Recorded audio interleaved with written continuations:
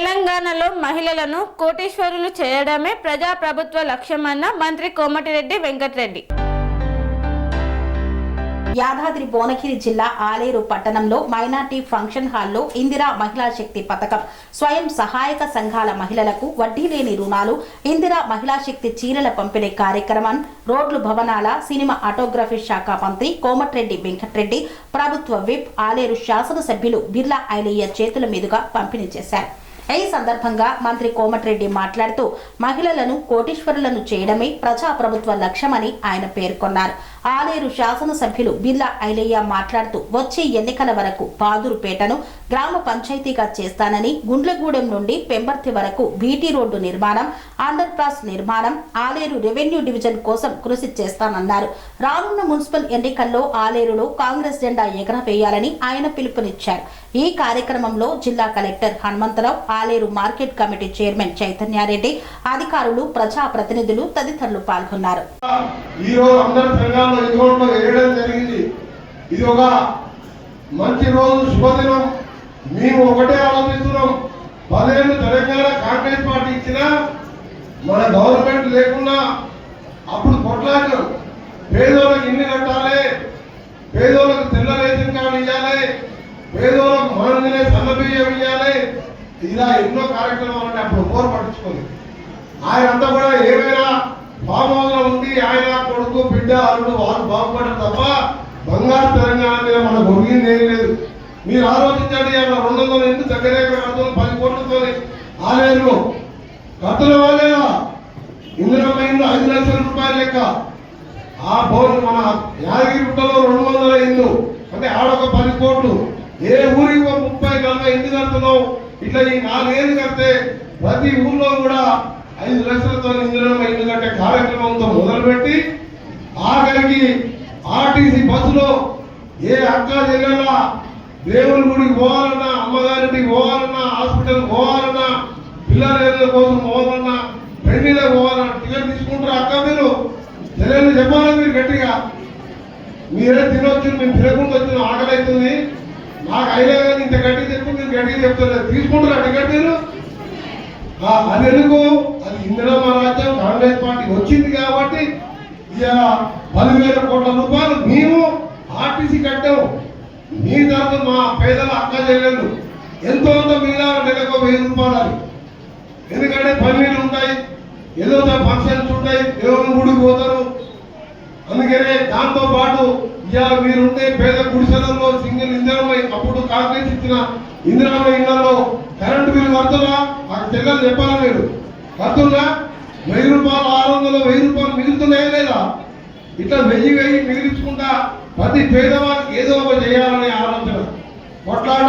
మా తాపాత్రయం ముఖ్యమంత్రి గారు మినిస్టర్లను కూర్చొని ఎమ్మెల్యేలతో మాట్లాడి ఎట్లా చేయాలి పేదోళ్ళకు. సోనియా గారిని ఇంత కష్టపడి తెలంగాణ ఇస్తే ఇలా కుటుంబం బాగుపడే తప్ప ఒక పేదవానికి ఒక ఇల్లు కట్టమైంది. ఈ 10 ఏళ్లలో పోయిన టీఆర్ఎస్ ఒక్క తెల్ల రేషన్ కార్డు వచ్చిందా మీకు? వచ్చేదా? ఏ తప్పంటే వచ్చినప్పుడు నేను అందరూ తెలంగాణ వచ్చిందా కేసీఆర్? మరి ఇస్తలేదు, ఇయ్యలేదని చెప్తలేరు మీరు. ఇప్పుడు వస్తున్నాయా తెల్ల రేషన్ కార్డులు? సన్నబియ్యం వస్తున్నాయా? ఆ సన్నబియ్యం నేను, మీ ఎమ్మెల్యే, కలెక్టర్ అందరూ అయ్యేదింటారు, మీరు అయ్యేదింటారు. అంతకుముందు ఏమొచ్చాయి? దొడ్డు బియ్యం. అదేది పశువులకు దానా పెట్టడానికో లేకపోతే డీలర్కి అంతకు అడ్డుతో అమ్ముకుంటే ఆయన మిల్లర్లకు అమ్ముకుంటే దాంతో పిల్లకి మీరు బయట పంపుతుండేది. ఇలా 40-50 రూపాయల కిలో బియ్యం 5,000 కోట్ల సంవత్సరానికి. ఎందుకంటే ఇట్లా మొదలు పెట్టుకొని ఇంకా రేపు ముందు పెన్షన్ పెంచే కార్యక్రమం కానీ, మహారాష్ట్ర కార్యక్రమం కానీ, రైతు రుణమాఫీ 20,000 కోట్లు చేసినాం. ఇలా మంచి నీళ్ళతో పోవడం ఇలా ఆలయంలో చూసినాం. ఒక్క గల్లీలో కూడా డ్రైనేజ్ లేదు, ఒక్క సీసీ రోడ్ లేదు. అప్పుడేమో ఆందోళన ఇయ్యలేదంటే 10 ఏళ్ళు అధికారంలో ఉన్నది కేసీఆర్. ఇవాళ అక్కడ టీఆర్ఎస్ ఎమ్మెల్యే ఉండే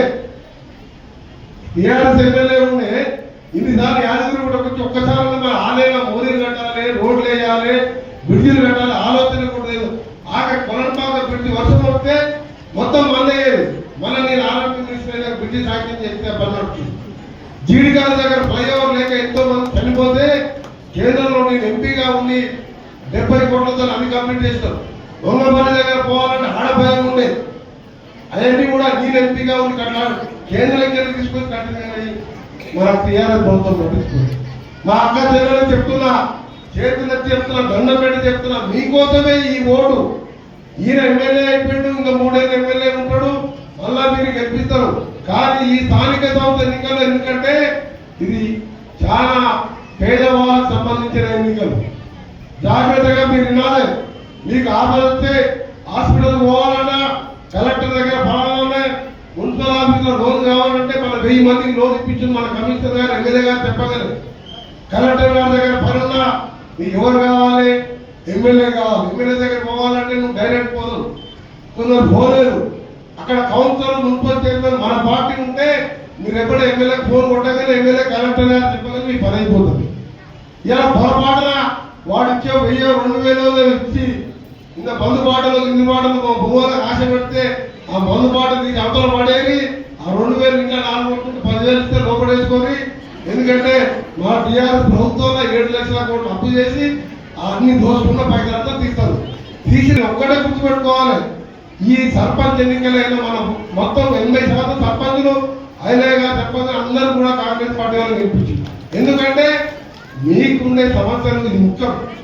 రోడ్లు వేసి బ్రిడ్జ్ వేయంగానే నా చేతిలో పని అయినాయిగా చెప్తే దగ్గర దగ్గర 400 కోట్ల రూపాయలు ఓడకొండూరు నుంచి ఉండాల వరకు పొలట్మాక్ కానీ ఇప్పుడు ఇక్కడ పట్టేగూడెం కానీ అక్కడ మీద దుర్గపల్లి మండలం కింద కానీ అన్ని కూడా 400 కోట్లు డబల్ రోడ్ పెద్ద రోడ్లు వేస్తున్నాయి.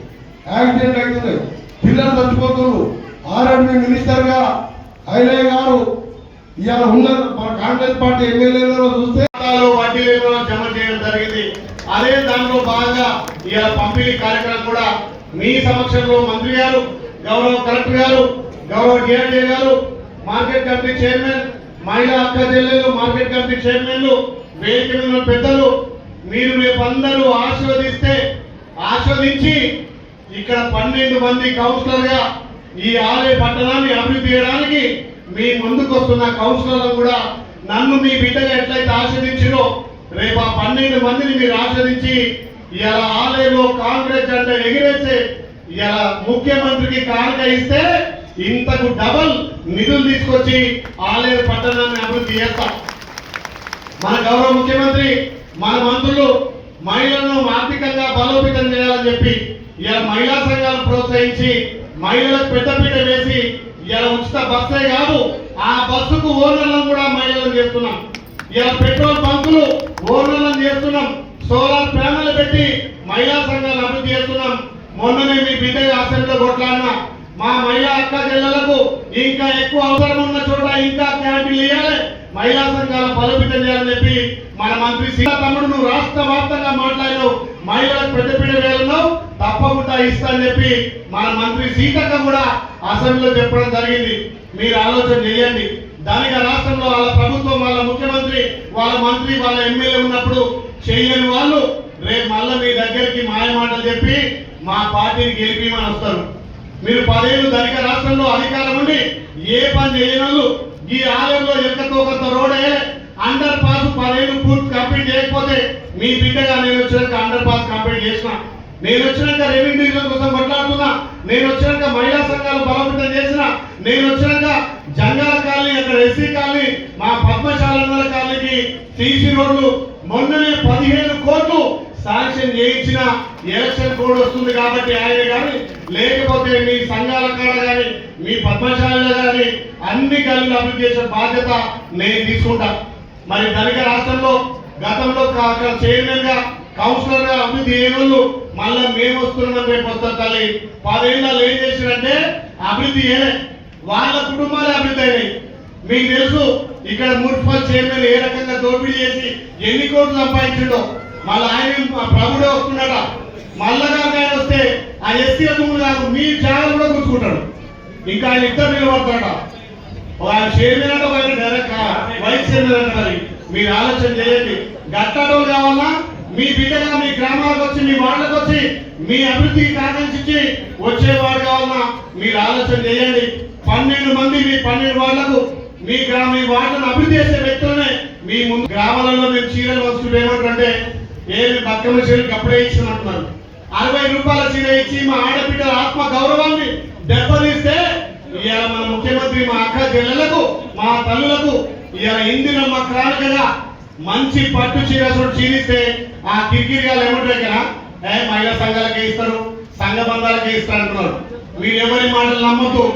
ముఖ్యమంత్రి తోటి మంత్రితో కొట్లాడినా అన్న మా ఆలయంలో ఉన్నటువంటి 18 సంవత్సరాలు ఉన్నటువంటి మా చెల్లె కాంచెల్ల 18 సంవత్సరాలు ఉన్న చెల్లె కాంచెల్ల 100 సంవత్సరాల అవ్వ కూడా సంఘంతో సంఘం లేదు, సంఘ బంధంతో సంబంధం లేదు.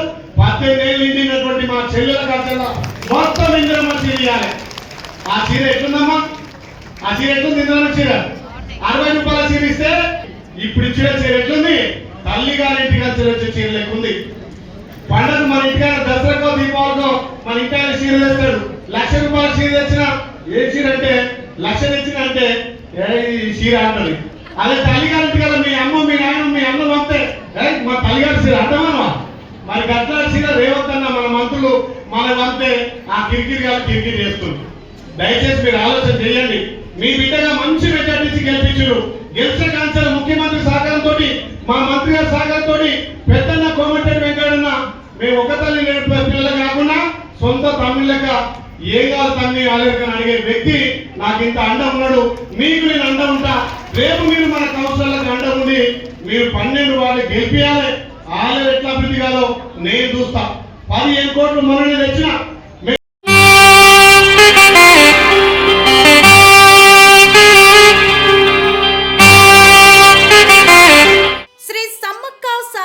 జ్యోతిష్యాలయం శ్రీ సమ్మక్క సారక్క దేవతల ఆరాధనతో మంత్రసిద్ధి వాక్సిద్ధి పొందిన కోయ గురువు పి లక్ష్మణ్ రాజ్ గురూజీ. ఈ సృష్టిలో దైవశక్తి ఉన్నది ఎంత నిజమో దుష్టశక్తి ఉన్నది అన్నది కూడా అంతే వాస్తవం. మనకు తెలియకుండానే మన చుట్టూ దుష్టశక్తులు తిరుగుతుంటాయి.